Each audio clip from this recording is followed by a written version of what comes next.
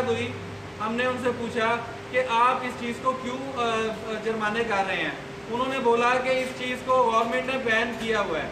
हमने कहा जी इसको गवर्नमेंट ने अभी जब बैन नहीं किया, जो कि हाई कोर्ट के बिल का ये कॉपी है जिसमें साफ साफ लिखा हुआ है जब तक कोई कानून साजी नहीं हो जाती उस वक्त तक इस चीज़ पे बैन नहीं है।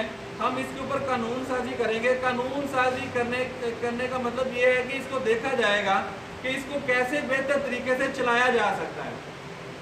तब तक इसके ऊपर कोई बैन नहीं है। मैडम किस कानून के तहत इसके ऊपर बैन कर रही हैं या जुर्माने कर रही हैं, हमें वो चीज़ नामंजूर है। दूसरी चीज़ ये कि मैडम कह रही हैं कि शॉपर बैग की वजह से गुजरांवाला में या पूरे पाकिस्तान में बहुत ज़्यादा कचरा फैलता है, गंद फैलता है, सीवरेज ब्लॉक होती है। मैं समझता हूँ कि कोई भी इनके सीवरेज जो है ना शॉपर बैग की वजह से ब्लॉक नहीं होती। मोस्टली सीवरेज जो है ये जो पैम्पर्स की वजह से जो कचरा बिखरा होता है जिसको स्कैटर्ड फॉर्म में या शॉपर में समेट के एक साइड पे नहीं रखा जाता, क्योंकि इतना बड़ा शॉपर अगर कचरे वाला है वो इतनी सी सीवरेज में कैसे जा सकता है। जो स्कैटर्ड कचरा जो कि बिखरा हुआ कचरा है, एक तो वो आपके सीवरेज वगैरह ब्लॉक करता है। और बकौल एडीसी जी साहब के उन्होंने बोला है कि जो हमारा सीवरेज का निज़ाम है गुजरांवाला का वो इतना स्ट्रॉन्ग नहीं है। यानी कि अगर उनका सीवरेज का निज़ाम स्ट्रॉन्ग नहीं है तो वो शॉपर बैग को बंद करेंगे।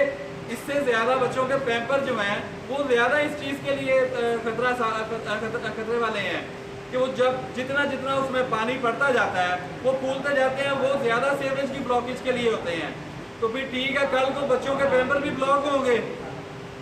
तीसरी चीज़ ये कि मैडम शॉपर बैग का अल्टरनेट ये नॉन वूवन दे रही हैं। बेसिकली इसको नॉन वूवन फैब्रिक का नाम दिया गया है। फैब्रिक इसको इसलिए कहा गया है कि इसकी शक्ल फैब्रिक जैसी है। बेसिकली पीपी है, प्रोपिलीन है ये, जो कि प्लास्टिक है और प्लास्टिक से ही तैयार किया जाता है। मैं नहीं समझता कि प्लास्टिक को बंद करने के बाद मैडम अगर प्लास्टिक देती हैं तो फिर यह मसला उनका सीवरेज का और दूसरा तीसरा सफाई का हल हो सकेगा। अगर इस प्लास्टिक को डिस्पोज करने का तरीका मैडम के पास है तो दूसरा प्लास्टिक जो चलता है वो भी सेम इसी डिस्पोज तरीके से डिस्पोज होता है, तो उसको डिस्पोज कर लिया जाए। एडीसी जी जब कहते हैं कि एक दिन में 800 टन कचरा गुजरांवाला से, कामुगी से और इधर से उधर से इकट्ठा किया जाता है।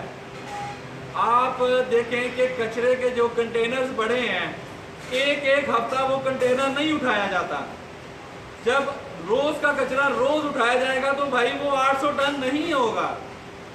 आप अपना म्यूनिसिपल की जो एक उनकी एक काम है उसको ठीक करें, सफाई को ठीक करें। आपको शॉपर भी मार्केट में बाजार में कचरे की तरह नजर नहीं आएगा। जब कचरा रोज का उठाया जाएगा तब आपको शॉपर भी नजर नहीं आएगा। फिर इसको बैन करने की भी नौबत नहीं आएगी।